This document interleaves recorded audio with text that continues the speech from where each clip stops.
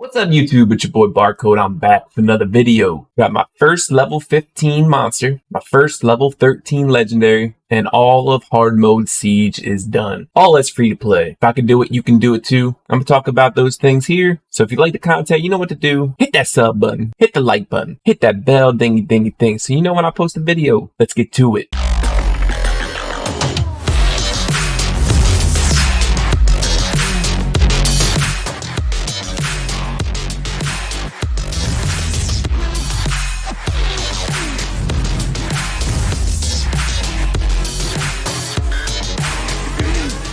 Alright, the new season's here, the new updates here. Let's go over a couple things of where I'm at right now. Let's start out with Siege Battle because Siege Battle has brought a ton of rewards that will let you upgrade your team. With all of these rewards, there was so many like select cards and like choose your own monster that you want, which is awesome. And I feel like a lot of like the one-time rewards should be like that every single time. Because with the RNG is summoning, you just have to have some kind of option to be able to select something. I definitely feel like they should maybe half the rewards, but make this a recurring month reset. This will give players something to look forward to every single month so they don't dread out and just die off, right? We want to keep the players that we have and we want to bring new players into the game. So maybe just revamping these rewards to not be so much just one time, but to be half of what it is, but make it every month. I'm going to do certain videos on specific chapters for hard mode because I've been asked that a lot, but I wanted to talk about how I completed that and what I focused on all the rewards that I got. To be heard, I am free to play. I haven't spent any money on this game at all. Sorry, comp to us. That's just my deal. But I do create content for this game and I'm very fortunate that comp to us gives me 7,000 crystals a month. And that's just if I keep up with my channel and keep promoting this game that I love. To be heard, I have not spent any gems on summits. It's all been mana crystals because mana crystals are by far the most scarce item in this game. Why do I bring this up is because let's talk about my formation and my monsters I use currently and how I have a level 13 legendary, my first as free to play, and a level 15 monster. Level 15 monster is Hwadam. I actually limited break him twice and I would like to see limit break change just a tad bit. I feel like limit break you should be able to choose which stats they go into on each limit break and have the ability to spend some gems on it to reset them all so you can distribute them how you want. This will give a lot of different play styles to these monsters. If I wanted to make a tanky Perna or something like that, I could put defense and HP into them or whatever the case may be, right? There should be a lot more customizations with limit breaks. Being able to put it into crit rate or crit damage or accuracy or whatever the case may be so that you can optimize the 3 runes that each monster has and get the right stats that you want for the type of playstyle that you are using that monster for. Luckily so far with Hwadam, I've gotten 1 limit break into attack and 1 limit break into defense. Obviously, we would want to be able to choose any 7 of the stats for a limit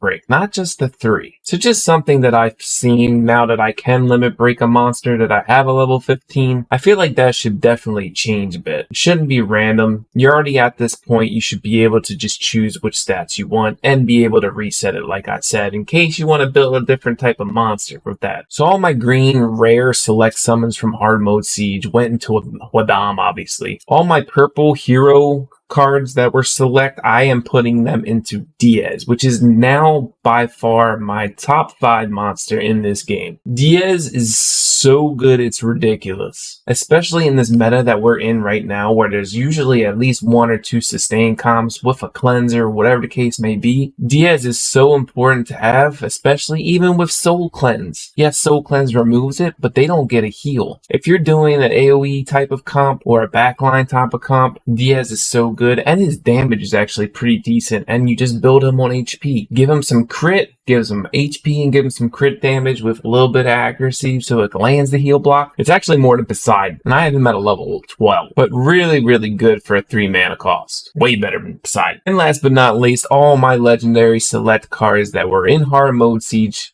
went to my girl, boy, whatever, Angel, Camilla. I already had her as a level 12 before hard mode siege came out, and I think it was like 2 cards in. Every time I get a legendary card, I swear it's only Ragdolls, Camillas, Poseidons and Nickies. What I want is some Tessarians and some Hathors. But what I tell everyone is you have to play the game that the game gives you. If your highest monster is a Nikki, you need to make a team that actually correlates with Nikki and helps her succeed. If your highest legendary card is a Perna, you obviously need to run Sierra.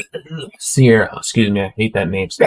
Sierra, but you see where I'm getting at. Which also helps with getting your first level 15 card is obviously the Alliance. Don't swap back and forth between different monsters to balance yourself out. If you want to succeed and raise your rank and get more rewards at the end of the season, you need to focus on one damaged character, whether that's Prelee, Wadam, Thrain, Finn, Seek, whatever, but it's obviously someone on your team that you can easily get accessibly in the Alliance and just focus on that character. Once you see those level changes and see the damage increases on them, you're going to raise your rank, get over the 4K, 5K threshold, whatever your goal is currently, and reap in those rewards. Also, depending on if you're going for like a Gibraltar or if you're going for Wadam like I did, use your cheers wisely. If you're literally focusing on Gibraltar or a Prelee, go to the Discords, see who actually won the cheer or not, and lose on purpose. You will get 10 cards of your Gibraltar common, or your Prelee common, or your Finn common, instead of some green rare card that you don't even use in your deck. Play the game efficiently and smart. Always use your 200 glory stones, and when you're at 0, go to the Alliance shop,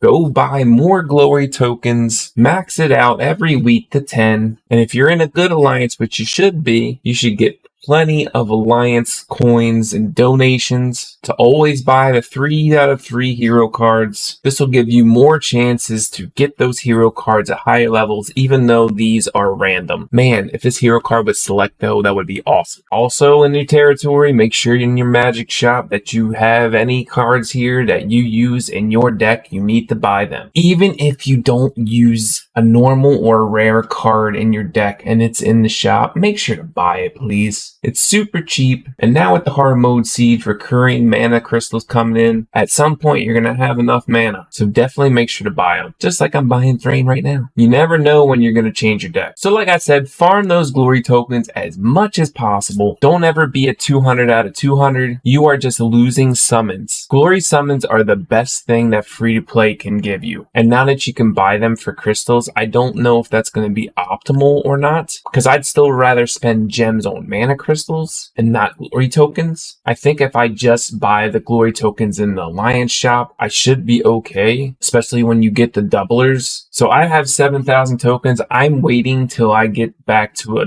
good threshold. I'm over 4K right now in the new season, but with this new season change and losing less points for a loss, I think there's going to be a ton of people that actually hit over 5K and going to be able to use the glory summons at the 5K threshold for higher rates. So now the ranking system is going to go by like top 1,000 and things like that to get those titles. But I think it was a good change because last season, as the player base diminished a little bit, everyone could obviously see the difference between 5K last season and 5K the last 3 seasons. But like I said, I'm saving everything right now until I hit 5K. But also, I'm waiting for these new monsters. I know there's new monsters coming out in the next couple weeks. That's how the rotation works and the scheduling works.